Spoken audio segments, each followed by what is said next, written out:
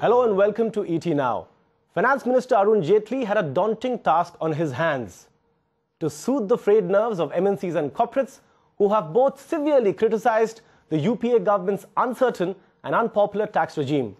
Many believe that Finance Minister Arun Jaitley may have hit the bar when it comes to untangling the complex tax web. But what more could he have done to make his maiden budget a clear winner?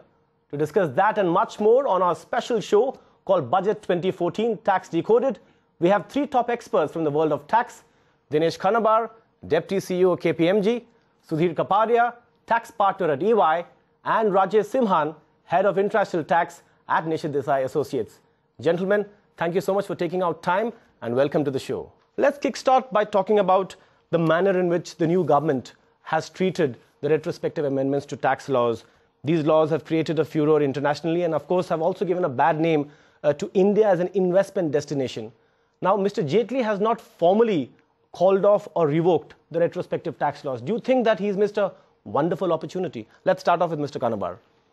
So, the request or the demand which was coming everywhere was that would the amendment to Section 9, both Section 911 and 916 and 7, be rolled back and made applicable from 2012 when the provisions were laid before the Parliament, rather than being retrospective as they had been done.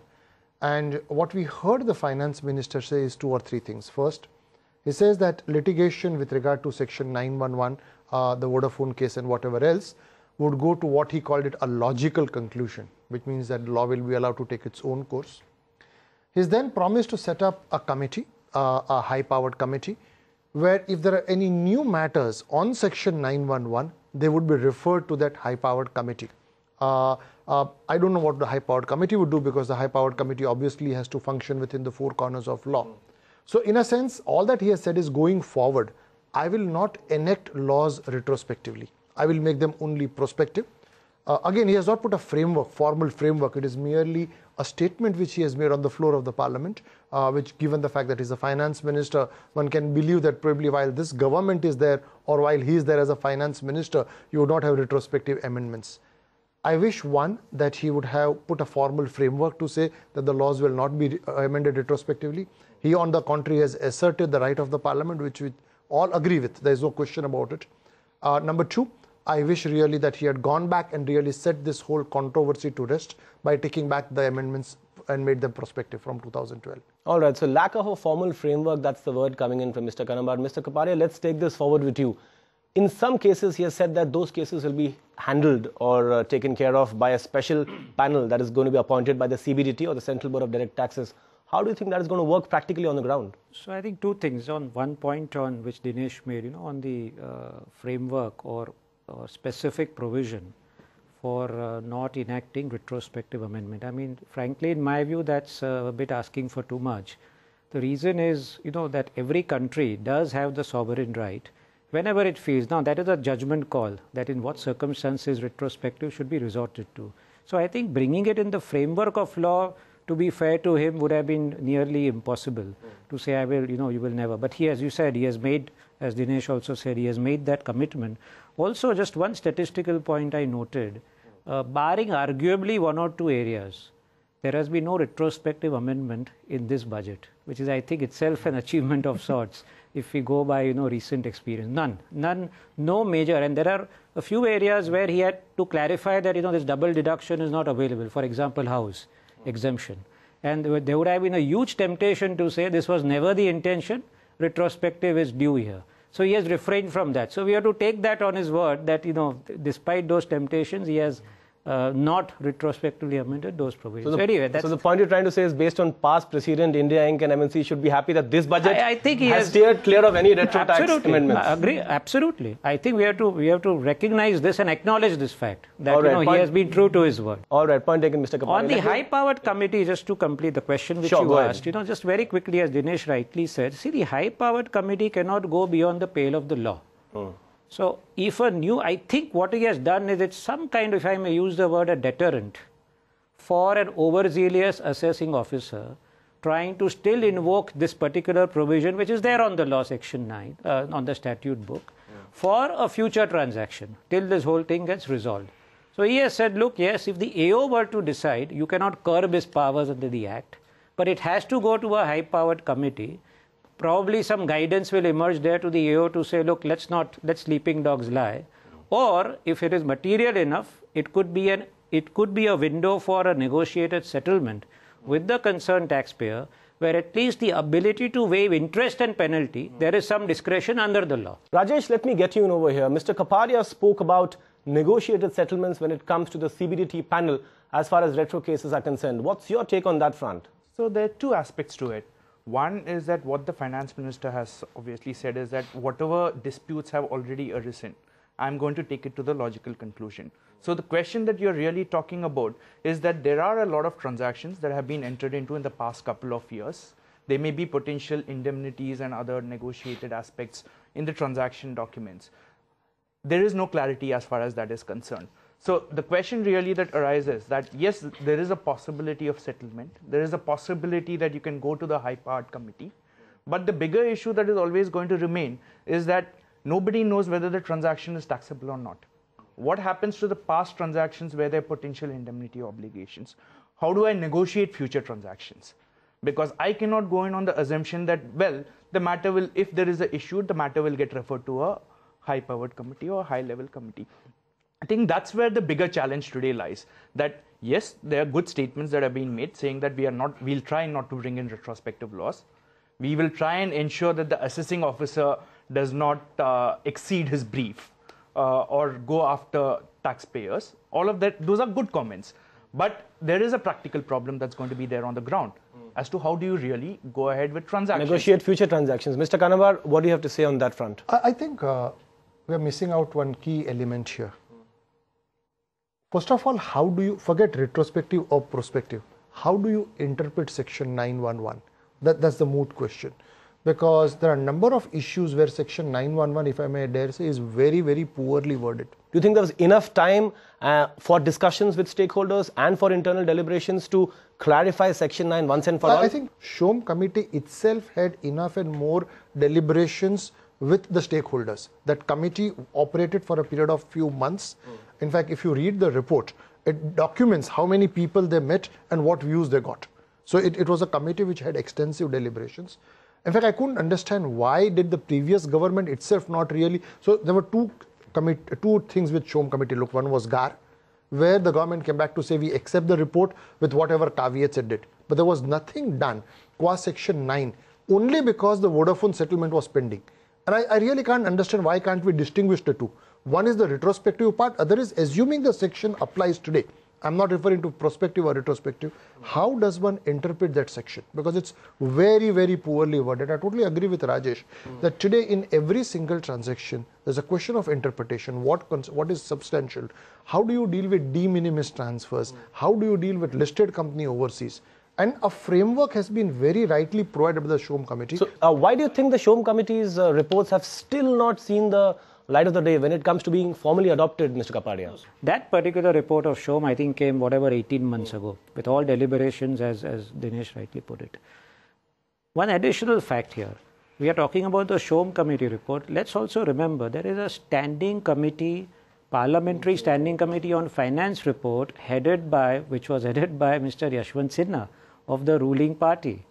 So for the from a political party perspective also, there was enough and more intellectual capital already available on the issues. And by the way, the points which Rajesh made and then Dinesh made, those points about clarifying what should be substantial interest, the point about clarifying that how in certain circumstances indirect transfer should not result in taxation in India. These are the specific recommendation of the standing committee, leave alone SHOM committee. So enough work had been done by the ruling government. And under the aegis of parliament, what I'm trying to say. So frankly, if you ask me, this is a clear golden opportunity which perhaps was missed. All right. There was sufficient intellectual ammunition to go ahead with it. That I believe so. But perhaps this is a golden opportunity that the government has missed. Yes. All right. The facility of obtaining advance rulings from the AAR or the Authority for Advance Rulings, isn't this a laudable effort to perhaps bring out tax certainty? Let's start off with the lawyer on the panel. It definitely, from a statement perspective, I think that's a need which all of us have felt for. I think anyone who has been arguing before the Advanced Ruling Authority over the last few years knows that the 6-month time limitation which has been prescribed under the Act has not been followed for the last close to 5 years. So having multiple benches will definitely help in at least speeding up the process. Obviously, extending it to residents also is a great thing. What I couldn't unfortunately find it was really to see the amendments in the Act to really take care of having the multiple benches or in terms of extending the facility to residents. I don't think that really came into the fine print, though it was there in the speech. So, but again, from a policy perspective today, the statement was really something that is really laudable, because today there is a need for it. The expectation is that the government actually goes ahead and implements this and fast tracks this, because what you don't want, you also have a potential general anti-avoidance rules that's coming into play next year. Even for that, advanced ruling facilities available. But do you think this step will reduce litigation? It is not about reducing litigation. It is about getting certainty. Today, what does a taxpayer want? A taxpayer wants certainty. You want to get the certainty as to whether a transaction is taxable or not taxable in the least possible time, because you obviously want to avoid interest and you don't want to have the headache of managing taxes when you rather focus on your business. Let's stick to international transactions and move on to the rollback of the APA regime, making APAs applicable to international transactions 4 years before the agreement was entered into. What kind of a fillip is that going to provide to the entire scenario of transfer pricing cases, transfer pricing litigation? How beneficial is this going to be on the ground, Mr. Kanabar? Transfer pricing, first is the rollback, but if we deal with the entire gamut, again, the single largest source of litigation in India today is transfer pricing. And will this not really kill all litigation? So you're now going back and saying, if I go ahead and get a agreement on advance pricing, it is applicable for 5 years prospectively and 4 years retrospectively, meaning I'm giving you a 9-year certainty. Okay. Even otherwise, all APAs have influence on past, but here the law itself provides a definitive framework. So multiple year data, an interquartile range, and a rollback of APA will probably, hopefully, mitigate very, very substantially transfer pricing litigation. All right, point taken. On that note, we'll slip into a short break. And on the other side of this special show called Budget 2014 Tax Decoded, we'll talk about 2 ambitious tax reforms, the Goods and Services Tax, as well as the Direct Taxes Code. Keep watching ET Now.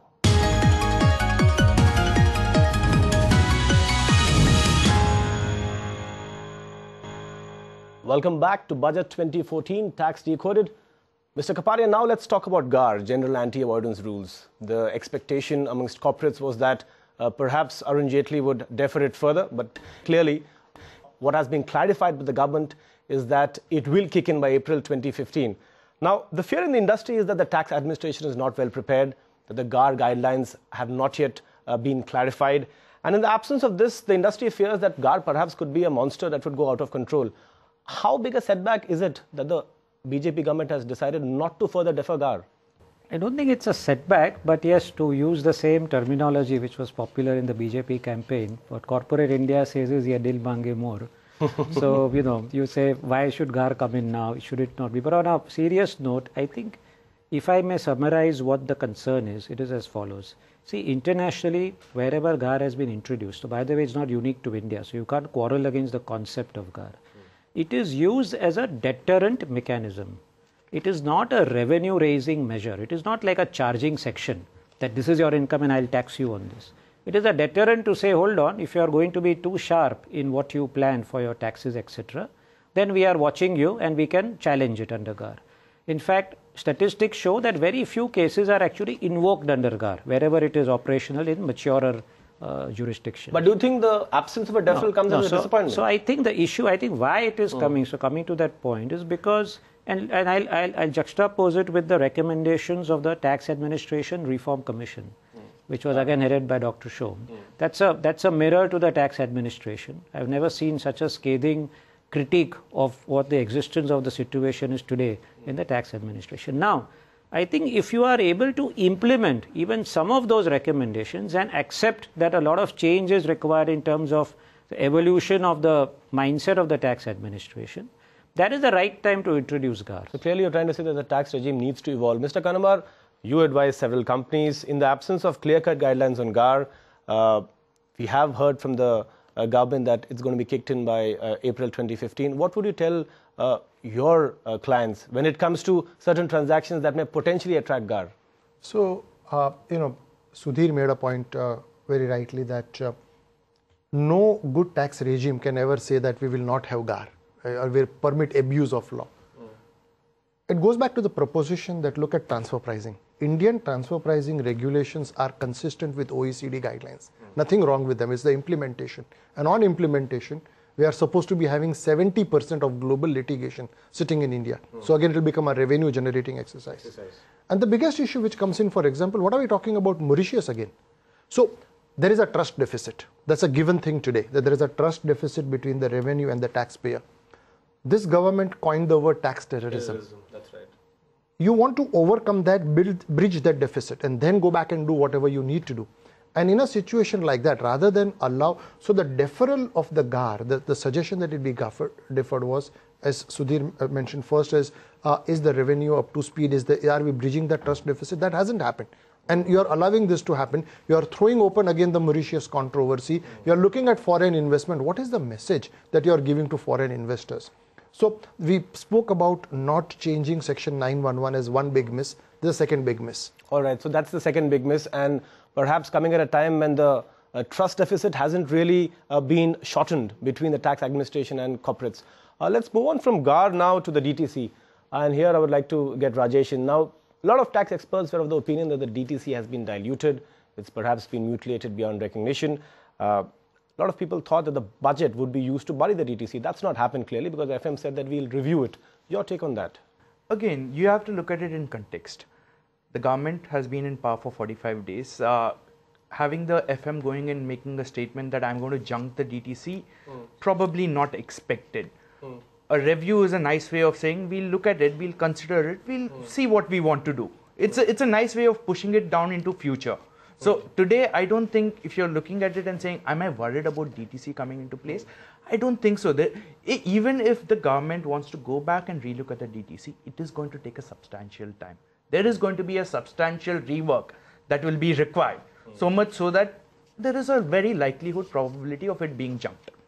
So which is why I wouldn't necessarily say, well, the FM hasn't made a statement that it's been junked, therefore I'm worried about it. I'm not worried about it. He's made the statement, I'm going to review it, I'll take a call depending on what my review is. Let them do it. Give them the time, they've just come into power, 45 days. Let them think about it and then come back. There was a lot of talk about this budget giving conviction when it comes to the introduction of the GST timeline. He said that perhaps by the end of the year there could be a solution. Is that reassuring enough? And he clarified the year being the financial year in one of the interviews and not December, just to make that. So, again, GST, as we all know, is not in the hands of only the federal government or the central government. So on this one, to say that this is the date and I will implement it, I don't know how practical that would have been. But there are just two quick points there. If you look at the confidence which this government has of being able to implement GST, I think it stems from two factors. One is they are treating this whole center-state relations very differently.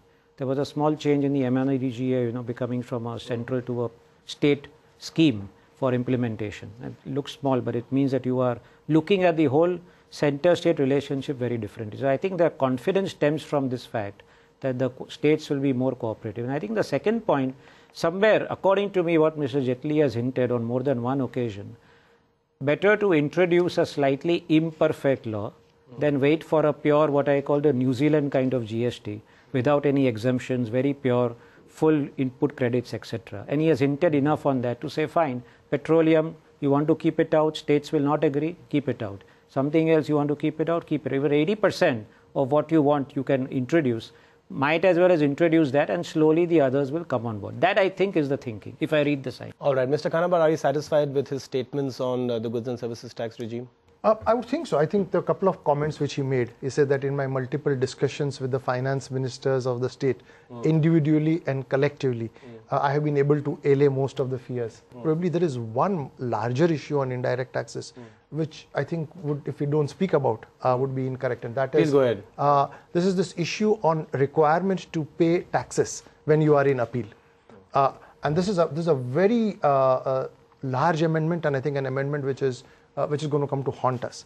So until now, if you went in appeal, you could ask for a stay. Now the power to grant stay is being taken away, and if you are going for the first appeal, you got to pay 7.5% of the taxes. In a situation, and then if you go to second appeal, you got to pay a further tax. And the question which is coming up is in a situation when, and this applies to both tax and penalty, and when you have some huge demands coming up with no accountability on part of the people who are raising the demand, you're going to face really corporates really being very, very worried about getting those demands and having to make on-account payments before their appeals are decided. I think this is one provision which seriously needs to be reconsidered. All right, Mr. Ganaba, thanks for introducing that bit into this discussion. We've got time now for one last question, and that's on the personal income tax front. Relief to small taxpayers by increasing the basic income tax exemption limit. Rajesh, the expectation was that he perhaps does not have enough elbow room, but he has done this. Again, there is a constituency which has voted the government to power. Obviously, from that perspective, so he's played to the galleries over there. He's played to the galleries, and look at it this way. Ultimately, individual taxpayers, the small taxpayers, only contribute a small proportion to the overall revenue. So giving that kind of incentive, I don't think it's a bad thing. Again, ensures that in a consumption-driven economy, you do get some degree of demand coming in, and hopefully that will have an impact for a large pool of people. Your thoughts on the personal income tax front? I think it's beyond just playing to the gallery. There is inflation in the economy. The government accepts that it's not going to, they're not able to, overturn it overnight. I don't think we should look at this issue from the point of view of all of us sitting in this studio, but there was a real need to give, some relief to that particular, constituency or whatever you call it. But I think there is an underlying theme there. He has said two things. One is he's saying, if I increase disposable income, there will be more spending in the economy, which is the obvious thing. But read with all the other proposals, at least the intent appears to be, including your ATC, it's not just about exemption, enhancement of ATC, enhancement of PPF limit, bringing back Kisan Vikas Patra. Of course, somebody may say there is a different purpose behind it. But anyway, the point is what you are trying to do is increase disposable income, also increase investments into productive channels. And that has to be seen in light of all the so-called entitlement programs, which in this budget are all linked to asset creation. So the overall emphasis is on asset creation, be it on the income side by giving more exemptions, be it on the expenditure side by talking about creation of physical infrastructure in the country. And I think that is how it should be seen. All right, Mr. Kapari. We're running out of time. Mr. Kanaba, 30 seconds. I think here is a budget which has got some very salient provisions. It's very easy to sit here and criticize on what are the misses. We spoke about APA on transfer pricing. We spoke about AAR. We haven't spoken about investment allowance, the extension of exemption to power sector, etc., deduction to power sector. I think this is a budget which has got some huge pluses. I only wish it was packaged better and presented in that manner. Today, we're sort of dissipated on a number of things. There are a few misses, but there are some very, very salient points this budget has. All right, Mr. Kanabar, thanks for that last take. And with that, we have come to the end of the special show called Budget 2014 Tax Decoded. The government may have missed a golden opportunity when it comes to scrapping retro tax laws. There still exists a trust deficit when it comes to the implementation of GAR. But of course, the government has done a lot as far as reviving investor sentiment is concerned by giving access to the AAR or the Authority for Advanced Rulings, and thereby also reducing the chances of litigation. There have been several hits and misses. It's not a perfect budget, but clearly the consensus is that it was a step in the right direction. Thanks so much for tuning in. Keep watching ET Now.